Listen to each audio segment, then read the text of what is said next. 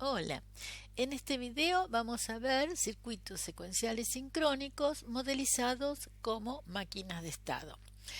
Se modelizan de esta manera aquellos circuitos que cumplen ciertas condiciones. Tienen una lista bien estructurada de tareas a realizar y fácilmente se pueden enumerar los diferentes estados. Hago esta aclaración porque se tiende a usar este tipo de diseños para circuitos secuenciales que no cumplen estas condiciones. Fíjense que hemos visto una gran variedad de diseños secuenciales sincrónicos y en ningún momento usé máquinas de estado. Por ejemplo, pueden ver en algún lugar un contador diseñado como una máquina de estado. Esta es una aplicación errónea del diseño. Entonces, si cumplen estas condiciones, sí, podemos hacerlo. Bueno, me voy a basar en el siguiente esquema de máquina de estados. Les aclaro que hay una gran variedad de máquinas de estado y también distintas formas de hacer el esquema. Entonces, yo elegí una que es en la que me voy a basar después para hacer la descripción VHDL.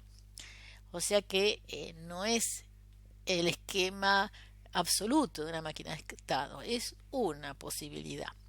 También, dentro de todas las posibilidades de máquinas de estado, voy a elegir dos tipos solamente, que les voy a ir diciendo más adelante cuáles son. Entonces, me voy a basar en este esquema que tiene, por un lado, la lógica combinacional y por otro lado, la lógica secuencial. Entonces es más claro para después hacer la descripción y poderla explicar. No obstante ello, les aclaro que Altera en el Quartus tiene plantillas que habíamos visto para recordar la sintaxis de las sentencias y también tiene de máquinas de estado. Si usan esas plantillas no corresponden a este diseño, porque ellos tienen mezclados la parte combinacional, la secuencial, tienen los procesos armados de otra manera. Bueno, en la parte de lógica combinacional tenemos la entrada de datos que va directamente a esa lógica. Y como salidas tenemos una salida hacia el exterior, que son las salidas propiamente dichas, y otra salida que es el estado próximo que va directamente a la lógica secuencial. La lógica secuencial en dispositivos corresponden a los flip-flop, tiene la entrada de reloj y va a ser secuencial sincrónica por supuesto, y la entrada de reset, indispensable para darle a la máquina de estado su estado inicial. El estado próximo en la lógica secuencial se va a actualizar al estado actual. Entonces, como salida vamos a tener el estado actual que va a entrar en la lógica combinacional. Vamos a ver dos tipos de máquinas de estado. Aquellas que tienen la salida tipo Mili y aquellas que tienen la salida tipo Moore. También puede ser, pero no lo vamos a ver, que una misma máquina de estado tenga salidas de un tipo y salidas del otro. Lo vamos a hacer lo más sencillo posible, así que nuestras máquinas de estado van a tener un solo tipo de salidas. Y en realidad, los primeros ejemplos por lo menos van a tener una sola salida. Así es más sencillo. ¿Cómo se distingue una salida Mili de una salida Moore? Bueno, las salidas Mili dependen del estado que tenga en ese momento el estado que tenga en ese momento y el valor que tenga la señal de entrada. Mientras que las salidas tipo Moore dependen únicamente del estado. Esta diferencia hace que después se obtengan circuitos diferentes, optimizados en algo y no en otra parte. Bueno, se elegirá según la aplicación qué tipo de salida uno quiere usar. Para estudiar esta máquina de estado vamos a verlo sobre un ejemplo. Un diseño de un detector de secuencia que justamente es una máquina de estado y una secuencia particular que es la 1011. O sea que como entrada va a haber una ráfaga de bits en 1 y en 0 y se quiere determinar cada vez que se encuentran estos 4 bits. Este enunciado en general lo voy a aplicar a 4 diseños. Voy a hacer 2 diseños con salida tipo Mealy, 2 diseños con salida tipo Moore y en cada uno de ellos voy a hacer 2 casos. Un primer diseño que es encontrar la secuencia sin solapamiento y otro segundo diseño que es encontrar la secuencia con solapamiento. Cuando veamos ese caso explico bien qué quiero decir con esto. En principio vamos a empezar con una secuencia sin solapamiento.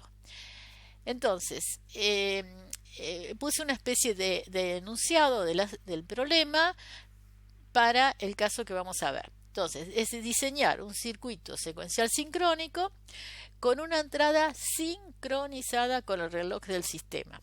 Acá puse en negrita entrada sincronizada porque me baso en que esta es la condición de la entrada. Si la entrada fuera asincrónica, lo que tendrían que hacer es agregar un hardware adicional para sincronizarla, siempre con el único reloj que tiene el sistema. Generalmente son 2 flip-flop tipos D que se usan para sincronizarla. Luego tenemos una única salida que debe activarse durante un ciclo de reloj, o sea que ese es el ancho que va a tener el pulsito activo, supongo que es en 1, en estado alto, para indicar que se encontró la secuencia. Cuando detecte que en ese periodo de reloj haya un 1 en la entrada y en los 3 intervalos de reloj anteriores las entradas hayan sido 1, 0, 1. Entonces, el hecho de que la salida activa dependa, además del estado, de que haya un 1 en la entrada en ese momento, nos indica que estamos en una máquina con salida tipo Mealy. O sea que hay que leer en detalle el enunciado para deducir qué tipo de salida es. Abajo puse el diagrama de estados de la máquina que pretendemos describir. Entonces, el reset va a llevarnos al estado inicial. Siempre entonces tenemos que partir de un estado inicial. Lo que no dibujo es los pulsitos de clock, pero de un estado al otro se avanza siempre que se produce un flanco creciente, en mi caso, de clock. Estoy en el estado 0, A. No sé la codificación de los estados porque eso lo va a hacer el Quartus, así que no es problema mío asignarle un valor a los estados. Bueno, y el estado 0 lo voy a definir como el estado en que estoy esperando el primer bit de la secuencia, que en este caso es un 1. Es el estado en que estoy esperando que llegue el primer bit, que es un 1. Para analizar el diagrama de estados y pensando cómo se construye, lo primero que uno hace es dibujarlo con la secuencia exitosa, o sea, cuando se encuentra esa secuencia. Entonces, analizo cuando se encuentra, o sea que estoy en el estado A y llegó el 1, voy con esta flechita al estado B. Sobre la flechita coloco del lado izquierdo de la barrita en la entrada, o sea que la entrada fue un 1, y del lado derecho la salida, que es un 0. En realidad, la salida va a ser siempre 0, excepto en un solo caso, que es cuando se recibió toda la secuencia, que lo vamos a ver acá al final. Lo puse en rojo para que lo vieran. Llegamos al estado B. Acá yo lo que aclaré en azul acá abajo es cómo llegué a B. Llegué porque había un 1. Así uno se va ubicando con la secuencia. Entonces miramos acá arriba la secuencia y otra aclaración es que supongo que los bits van a llegar de izquierda a derecha. Así que el 1 que llegó representa el bit más significativo, este. Así sé que estoy esperando un 0. Bueno, entonces en el estado B es el estado en que llegó el primer 1 y estoy esperando un 0. Si llegó un 0, voy a poner en 0 la salida y avanzo hasta el siguiente estado.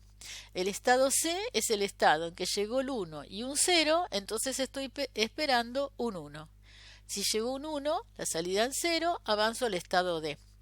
El estado D es el estado en que llegó 1, 0, 1 y estoy esperando otro 1. Llegó ese otro 1 y entonces se activa la salida en 1. Y vuelvo al estado A esperar otra secuencia.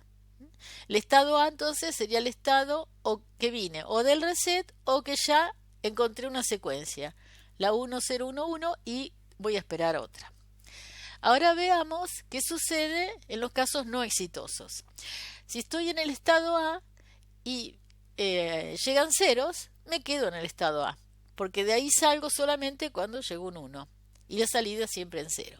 Si estoy en el estado B, que es el estado en que estoy esperando un 0, mientras lleguen unos me quedo allí, porque supongan que llegaron 4 unos. El último de esos 4 unos sería el primero de mi secuencia, o sea que me sirve como parte de la secuencia, no me importa que haya unos de más antes. En el estado C, que llegó 1, 0 y estoy esperando un 1, si llega un 0 se rompe la secuencia porque tengo 1, 0, 0. Por lo tanto, tengo que empezar de vuelta a esperar la secuencia y voy directamente al estado A. En el estado D, llegó 1, 0, 1, estoy esperando un 1. Si llega un 0, mi secuencia habrá sido 1, 0, 1, 0, que no me sirve. Por lo tanto, vuelvo al estado A, pero con la salida en 0. Bueno, fíjense, la cantidad de flechitas que salen de cada estado es 2 elevado a la cantidad de entradas. Para hacer el diagrama hacemos una simplificación. Consideramos que las entradas son solamente el clock por supuesto que está implícito, pero es la entrada de datos. Entonces, 2 a la 1 es 2, por lo tanto tienen que salir 2 flechitas de cada estado. Es importante tener en cuenta esto para ver si está todo bien definido en el diagrama. Ahora, en realidad, para ser estrictos, no tenemos 2 entradas, porque tenemos el reset. Pero para no complicar el dibujo, no lo tenemos en cuenta. En realidad, en cada condición tendríamos que haber puesto que la entrada es 0, por ejemplo, y reset está en 0. O en 1, acá no importaría porque se queda en A. Pero acá, cuando avanzó, reset tiene que estar en 0, porque no está activo, si no, nos hubiéramos quedado en el A. Bueno, esa entrada de reset no la estoy considerando. Después vamos a ver que el Quartus sí la considera, pero nosotros hacemos el dibujo más sencillo. O sea que suponemos que siempre que está funcionando normalmente es porque el reset no está activo, o sea está en 0. Para hacer la descripción VHDL vamos a tener que usar una sentencia que hasta ahora no habíamos visto, que es una sentencia seleccionada pero de tipo secuencial. Nosotros habíamos visto de tipo combinacional, concurrente. Entonces tenemos en la parte izquierda como es la sentencia seleccionada concurrente que habíamos visto. Acá tenemos una asignación por un proceso implícito a de un valor. El valor que se le va a asignar depende de una condición dada por el when. Entonces tenemos distintos casos. Mientras que en el caso secuencial vamos a tener por supuesto un proceso explícito y la asignación puede ser más de una, o sea que es más potente. Entonces tenemos un process que se va a disparar con su lista de sensibilidad que no está especificada y luego el case con una expresión. El valor de esa expresión, cuando ponemos is, si esa expresión es caso 1, entonces tenemos las sentencias que le corresponden. Fíjense, when caso 1 es similar al when caso 1 que teníamos acá. Nada más que en el combinacional A le asignaríamos el valor 1, mientras que acá dice sentencias 1, o sea que hay varias sentencias y podría haber varias asignaciones a distintas señales. además de haber sentencias tipo if, por ejemplo, condiciones que se usan mucho en estos diseños. Entonces, en cada caso tendremos varias posibilidades de asignación. Tenemos que completar tanto en combinacional como en secuencial con when others para tener en cuenta la cobertura de todos los casos, porque podría ser que expresión no haya tomado de ninguno de los casos previstos.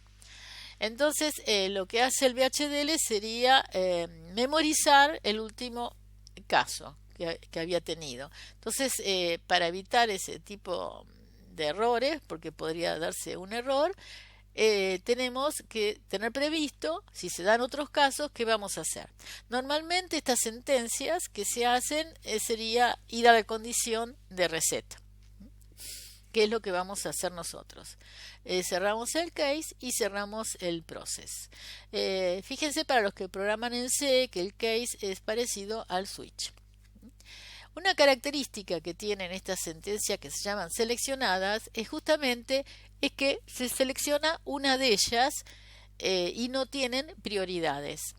Son mutuamente excluyentes. Si se da una condición, con el when no se puede dar otra. De manera que no importa el orden en que las escribamos. Bueno, ahora vamos a ver cómo implementamos esta máquina de estado en el Quartus. Tenemos el Library EEE, Package Standard Logic 1164. Bueno, les aclaro que es sin solapamiento lo que estamos haciendo. Yo lo había dicho antes, pero que quede bien, nuevamente bien claro, ¿no? En la entidad tenemos como entradas el dato, como vimos, reset, clock y la única salida. Todos son Standard Logic. Voy a hacer el diagrama que tenemos acá a la derecha, que había mencionado antes. En la parte declarativa de la arquitectura, entre el is y el begin, fíjense que tenemos una novedad. Hay una señal. Una señal que en este caso es un tipo de datos que hasta ahora no habíamos usado, que se llaman datos enumerados, que son aquellos que pueden tomar cualquier valor dentro de una lista finita de valores posibles. Por ejemplo, yo podría tener una señal que se llame semáforo y quiero que adquiera el valor amarillo, rojo o verde. Es lo típico. De estos tipos de datos enumerados, VHDL tiene predefinidos algunos. Por ejemplo, tiene character, que es el tipo de datos de caracteres ASCII, que van entre comillas simples. Tenemos boolean, que ya hemos usado, que pueden adquirir el valor true o false. Tenemos bit, que puede adquirir el valor 0 o 1, también entre comillas simples. Acá vamos a usarlo aplicado a la señal que vamos a llamar actual. Luego hay otra señal que llamo prox, que en lugar de ponerla en otra línea, directamente la separo de la anterior con una coma, porque ambas tienen el mismo tipo de estado, de datos, que voy a llamar estado. En un type anterior yo defino este estado, is, que puede tomar los valores que están dentro del paréntesis y separados por coma. Esos valores son los nombres de los estados que yo le di en el diseño que habíamos visto, A, B, C y D. Así que siempre que hagamos máquinas de estado vamos a tener este tipo de datos enumerados. Luego tenemos dos procesos, uno secuencial y una combinacional de acuerdo con este gráfico. Yo acá coloqué primero el secuencial. El secuencial se dispara con la señal de clock únicamente por ser sincrónico y ahí vimos que teníamos el reloj que entraba directamente. Luego tenemos un if aplicado a la función RisinH aplicado a clock. De manera que cuando se detecta un flanco creciente de la señal de clock, si reset está activo en el siguiente if, entonces le vamos a dar el estado inicial. Eso lo hacemos dándole el valor de A a lo que habíamos llamado señal actual, el estado inicial. Normalmente, si no está aplicado reset, entonces el estado actual adquiere el valor del próximo. recuerden acá en el gráfico que la lógica combinacional tenía como salida el estado próximo y había dicho que la lógica secuencial tenía como salida el estado actual. Este es el momento en que el próximo se convierte en el actual. Eso es todo lo que hace la parte secuencial. Hay, por supuesto, distintas maneras de resolverlo. Esta es una posible. No es la única. Aún para este tipo de máquinas, ¿no? En mi caso, lo resuelvo de esta manera y les aclaro que entonces este proceso lo pueden copiar en todas las diseños que hagan si mantienen este tipo de estructura. Es como una plantilla. En todo caso, lo único que cambiaría a lo mejor es el nombre del estado. En lugar de A podría haber sido rojo, verde, depende de lo que estén haciendo. Vamos a ver el proceso combinacional. Entonces, el proceso combinacional, fíjense que se dispara por el dato, que es el por de entrada, y por actual, que fue generado entonces por el proceso secuencial. O sea que cuando termina de ejecutarse el proceso secuencial en un flanco creciente de clock, la señal actual se va a actualizar y esa actualización dispara el proceso combinacional. Así como lo puede disparar el dato de entrada, que recalco nuevamente que está sincronizado con el clock, o si no lo tienen que hacer que sea sincrónico de alguna manera. Bueno, ahora vamos a ver, en lugar de esta foto, la otra, para ver cómo vamos a seguir el diagrama de estados. Cómo vamos a representar este diagrama en el código VHDL. Entonces, en el proceso tenemos una sentencia case. Case, y fíjense que acá lo cierro, es lo único que tenemos en este caso simple, ¿no? Entonces, la expresión a la que se aplica case en este caso es actual. Entonces, vamos a ver actual cuánto vale, si es A, si es B, o sea, en qué estado estaba, ¿no? Entonces, podía ser en cualquier orden, pero uno va siguiendo generalmente el gráfico que hizo es mucho más ordenado. Entonces, si estamos en el estado A, es el estado en que la salida va a estar en 0. Porque fíjense, tanto si nos quedamos ahí como si avanzamos, la salida está en 0. En realidad, la salida está siempre en 0, salvo en un solo caso. Cuando salimos de D y vamos a y entró un 1. Así que siempre vamos a poner en cada uno de los otros estados la salida en 0. Luego vamos a preguntar el valor del dato. En esta pregunta, para que quede más legible el código, se entienda mejor, pregunto por el valor exitoso. O sea, voy siguiendo en mis preguntas la secuencia exitosa. Pero nada impide que puedan preguntar al revés. Entonces, si el dato de entrada es un 1, avanzo al estado B. ¿Eso cómo lo pongo? Poniendo que el próximo estado va a ser igual a B.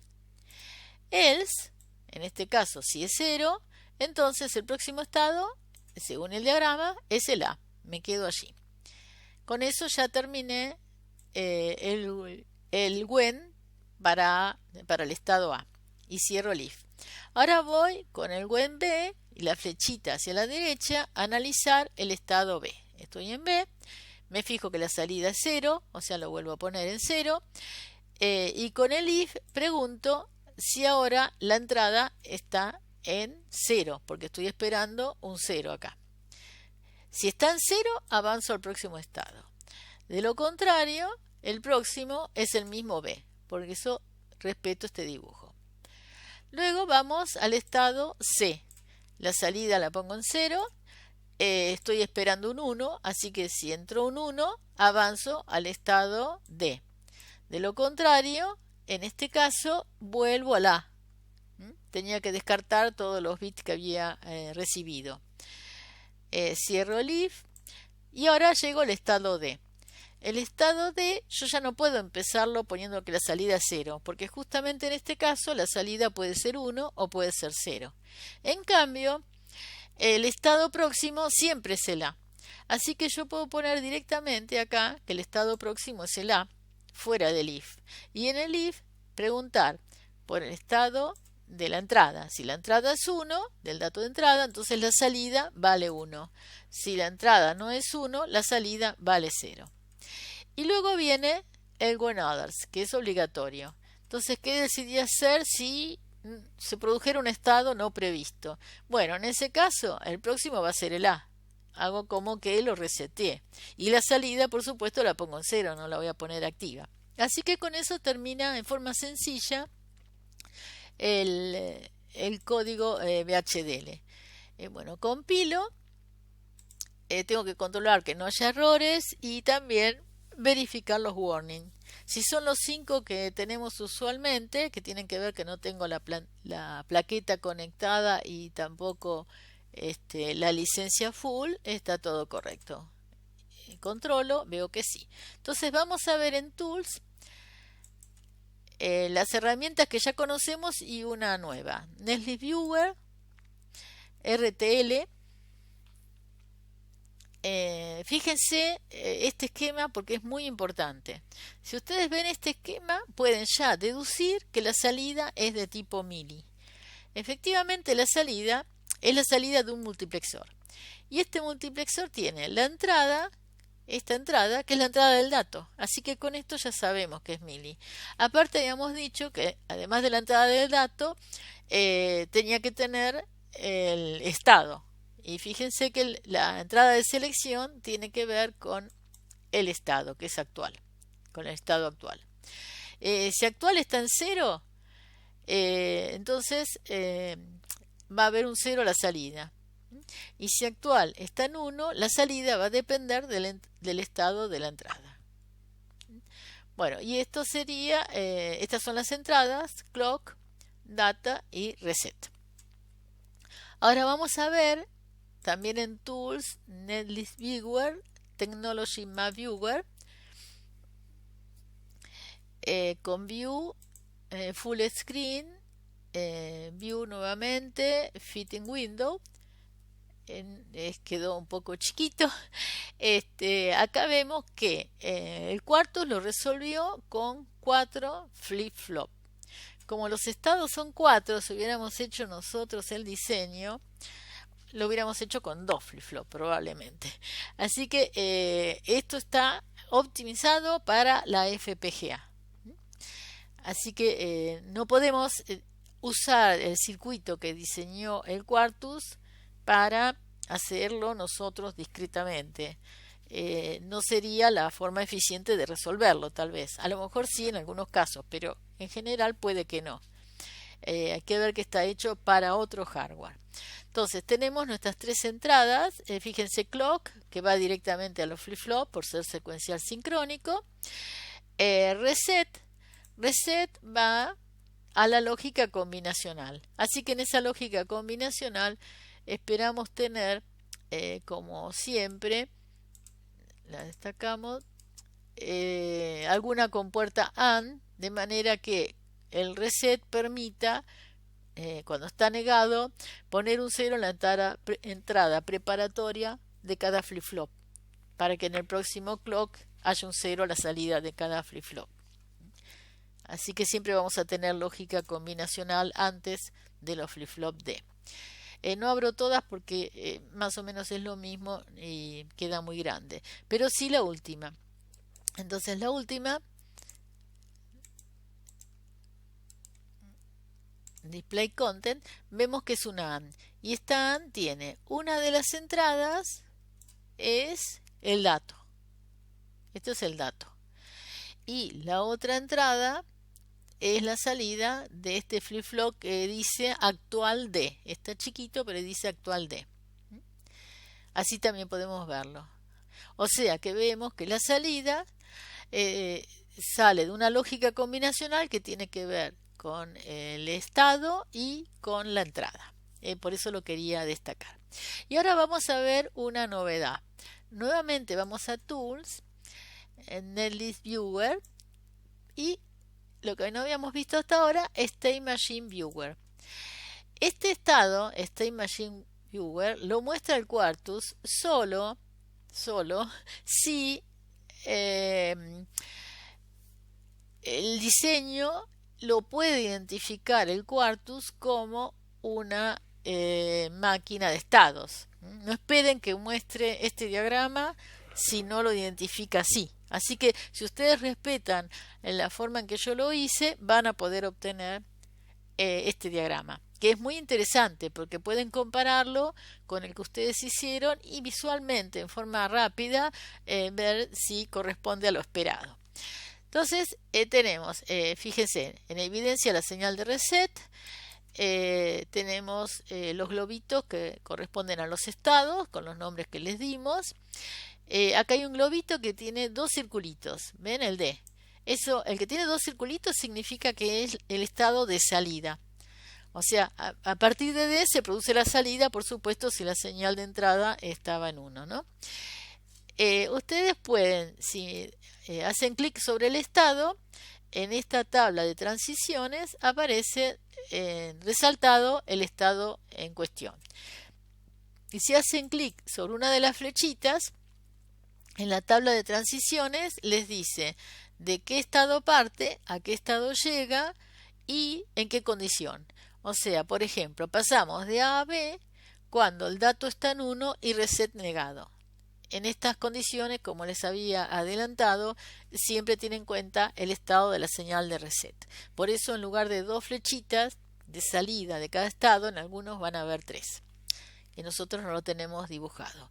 Eso ocurre, por ejemplo, cuando llegamos al estado B. El estado B, para nosotros, tenía una posibilidad que se quedara en B. Es esta. De B a B. Cuando el dato estaba en 1 y reset no está activo. La otra posibilidad es cuando avanzamos. Entonces va de B a C con el dato en 0 y reset no activo.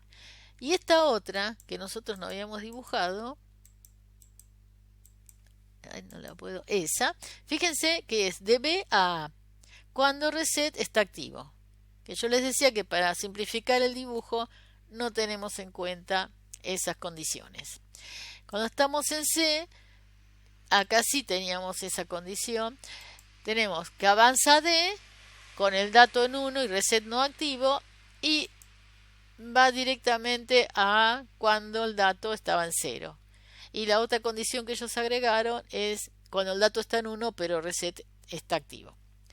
Bueno, y en D, como habíamos visto, va a en ambos casos.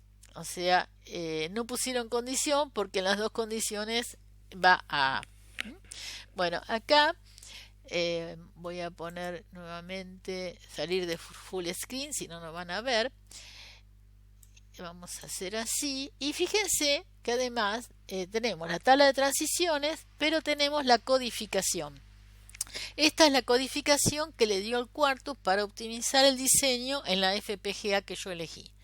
O sea que el estado A está codificado como 0000, el B 0011, el C 0101, el D 1001, que no corresponde seguramente a los estados que nosotros habríamos asignado, que por empezar hubiéramos usado 2 flip-flops solamente para 4 estados. Así que, bueno, les quería presentar esta posibilidad del Quartus de darnos el diagrama de estado, la tabla de transiciones, la codificación, además de las sentencias nuevas. Bueno, muchas gracias. Si les gustó, les agradezco si ponen me gusta, si se suscriben y si ponen la campanita para enterarse cuando subo más videos. Muchas gracias. Los espero en el próximo, donde vamos a ver el test bench de esta máquina de estado. Muchas gracias.